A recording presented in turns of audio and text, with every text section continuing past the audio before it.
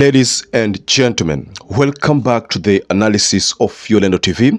I hope you're well from wherever you're watching this channel. Now, how many of you still remember MUKHISA KITUYI?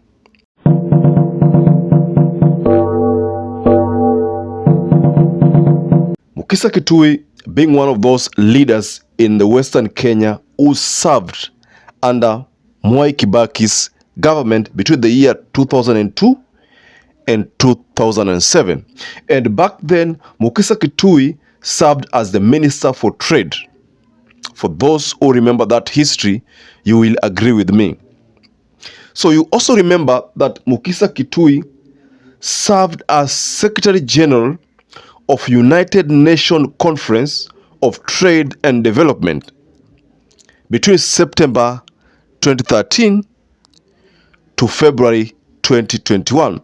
Then I think then he resigned and probably wanted to have he had some presidential ambitions, so he had to resign. So maybe you might be wondering why I'm giving you that brief history of MUKHISA KITUYI, or probably wondering why I've chosen to bring MUKHISA KITUYI into our analysis of the day. I want to admit that this is the first time I'm talking about MUKHISA KITUYI. But of course, there has to be a very good reason why I opted for him to make our first analysis. And if you are glued to your screens, or maybe if you are online there, or maybe if you could have heard about what MUKHISA KITUYI said in Bungoma when he had attended that burial ceremony of Edwin Sifuna's uncle, Sifuna, who also happens to be a former MP, one of those leaders in Western Kenya who was termed or labeled as a fearless and a vocalist kind of leader. So there were specific remarks which MUKHISA KITUYI made there. And these remarks are the reasons why I decided to bring this analysis. Because, like I said, he was one of those attendees who attended the burial ceremony of Sifuna's uncle. So, what am I saying, ladies and gentlemen? Just watch this video first. We fought for the liberation of this country. We cannot be cowed today to look the other way when the gains that were made from that struggle are being subverted by opportunists who don't know what government is all about. Exactly. That is MUKHISA KITUYI for you. So before we continue with this analysis, ladies and gentlemen, I would like to politely, kindly request you to please subscribe to this channel and give this video a like. If you subscribe to this channel, you make our channel grow. And if you like this video, YouTube get to share this video to other people who are not part of our family. So let's get into this. If we are celebrating Sifuna, we must celebrate the way he would have done it himself. That you do not tolerate deviated leadership.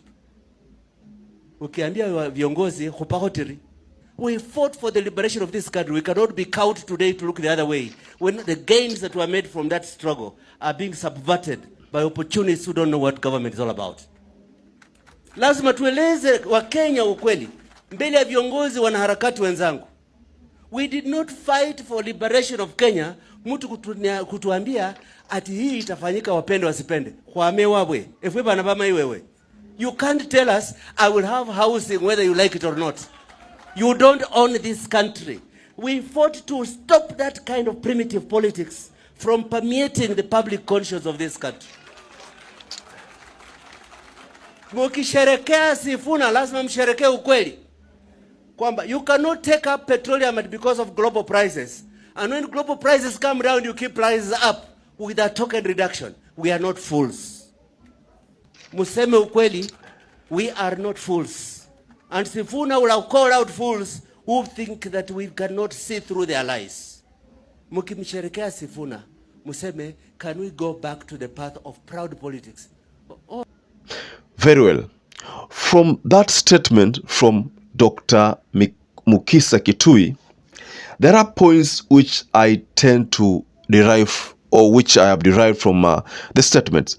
You remember that MUKHISA KITUYI said he was going to use 3 languages. So there was going to be a Luya language, there was going to be Swahili language, there's going to be English language. So he decided to use all those three languages probably to confuse naysayers or people in UDA, bloggers, to confuse them.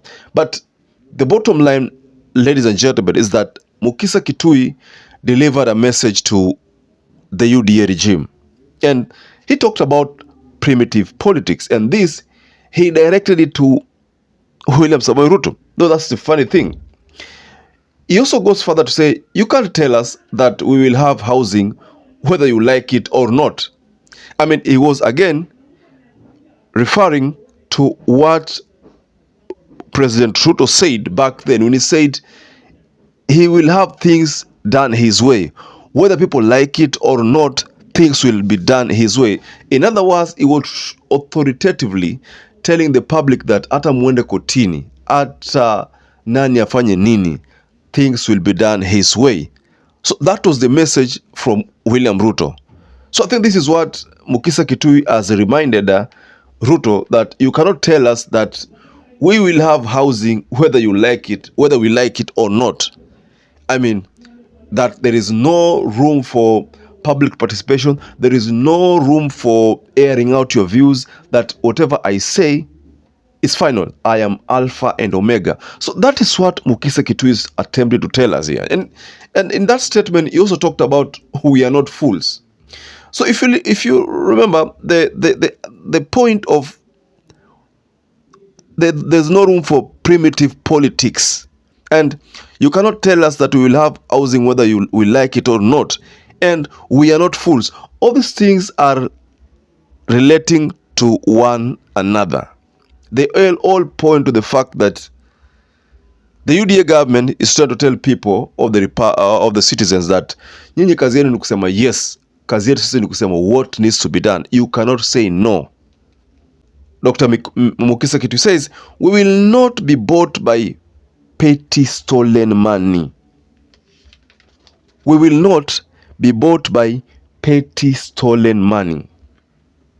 You see, there's a time during hizi mambo za wabunge wa Azimio kwenda State House, you know, like people like Sabina Chege, Kanini Kega. There were other MPs in the other estranged Jubilee who went to State House and declared that they would support the president or the government of the day. And then there was allegations that walinunuliwa, they were paid to attend State House. So there was also allegation of Jalango, that Jalango was also bought.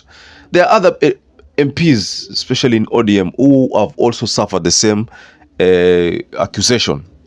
So KITUYI is talking about, that is Dr. MUKHISA KITUYI is talking about, wow, yani them, the people like him, Sifuna, that how hawezi nunuliwa na pesa ya kuibiwa, stolen money from corrupt deals or money from corruption. They cannot be bought.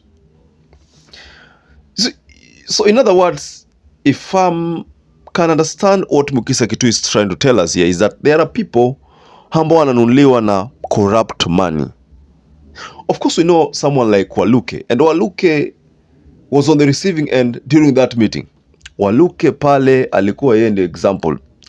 You know, almost all senator ambao alikuwa anaamka, alikuwa ana direct blows at Waluke, because Waluke was in Azimio, alafu ghafla binvu wakati kesi limbana akajump ship akaenda UD, alafu kesi ikaja kumbana. So that's why people like MUKHISA KITUYI are saying sisi hatuwezi ununuliwa na pesa za stolen money. So I don't know, but what do you think about this statement from Dr. MUKHISA KITUYI and him telling William Ruto that you cannot tell us that we will have housing levy or housing whether we like it or not? I mean, because people like MUKHISA KITUYI, I believe wako na manyumba walishajenga, kuna mortgage na service. So for them to be subjected to pay for pesa zingine is what KITUYI is talking about, saying that hiyo ni kitu ambao haitawezekana according to him. I mean, these are not my words, ladies and gentlemen. I'm just interpreting what MUKHISA KITUYI said and what he could have meant when he said those words. So, ladies and gentlemen, what do you make of that statement? I'd like to rest my case there, but to those who wish to support us, please just go below the comment section and just subscribe to this channel, like this video, share our videos. You can comment That will be so important to our channel. So for those who supported us before, I want to say here that I'm very grateful for the support, because without you, this channel cannot grow. So until you catch up again, stay safe and stay blessed.